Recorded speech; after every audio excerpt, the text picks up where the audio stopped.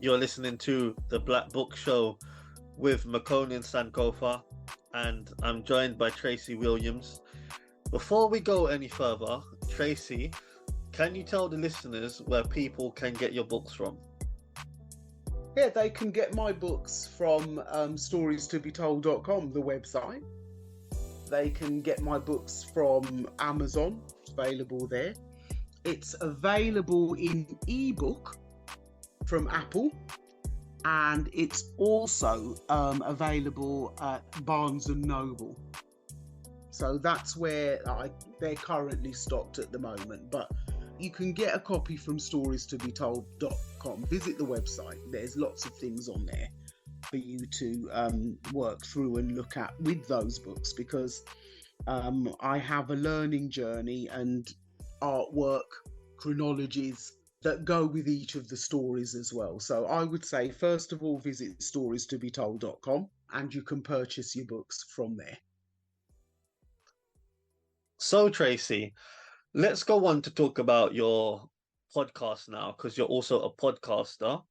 Um, so please, tell us how that came about, and tell us about, the kind of podcast you do.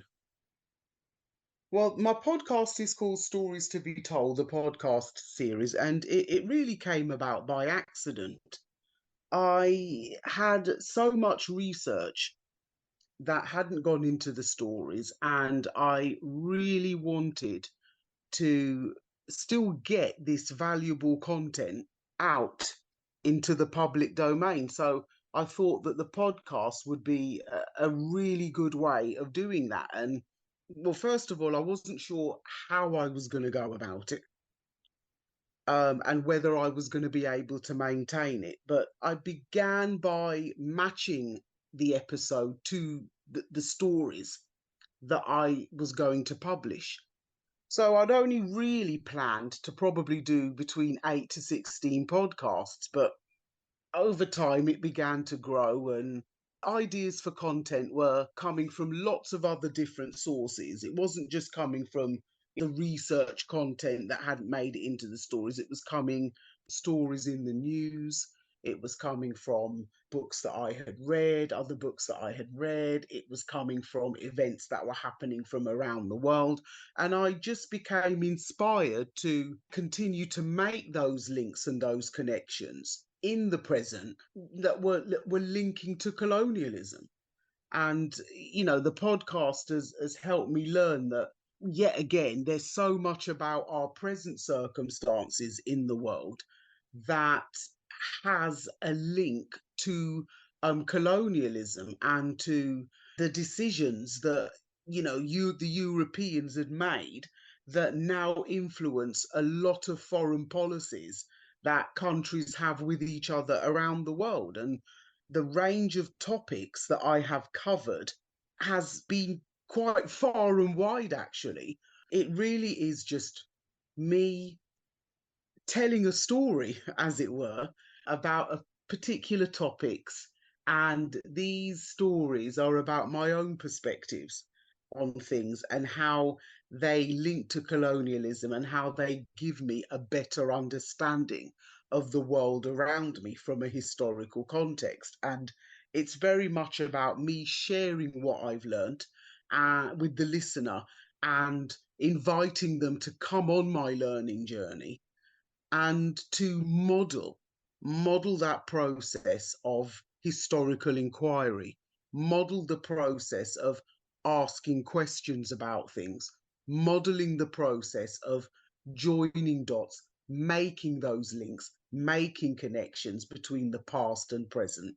That there was a particular podcast episode which I think was a turning point in the way that I approached and formatted my podcast, and that was just called A Collection of My Thoughts, and that was when the war in Ukraine broke out, and that really kind of turned around my whole approach, my whole perspective, my whole kind of format for the podcast, and the whole structure of it changed. It turned into this, I'd say, kind of like a narrative of consciousness, where it became a lot more reflective, a lot more thoughtful, less mechanical in a way. And the topics have ranged from talking about the royal family, milestones in that, the Platinum Jubilee, the coronation of King Charles, the book on, Prince Harry's book Spare. It's explored topics on back to Africa when looking at Patrice Lumumba and the fact that his remains now were being relinquished from the Belgian royal family and were at last being laid to rest back in the Congo. I do different themes though.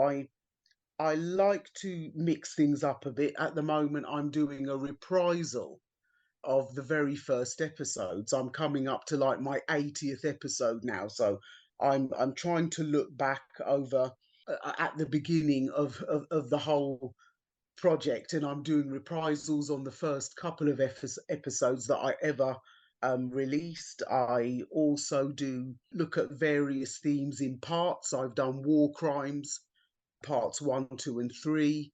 And I also have done within the podcast series a series called The Story So Far, which are little episodes that I do where I share anecdotes and share readings from the actual stories. So there are 6 parts to that. Although I don't do interviews, I do have a lot of ideas, and I try to mix it up and take on board ideas from my listeners as well. They have a suggestion or a focus that they would might like me to look at. I'm quite happily open to those, and I take on board feedback and I take on board suggestions on how to make the focuses more varied. There are incidental things that I do my episodes on, such as the whole fiasco with the question, "Where are you really from?" that Lady Jane Hussey asked Ngozi Fulani. So there's a whole podcast episode on that.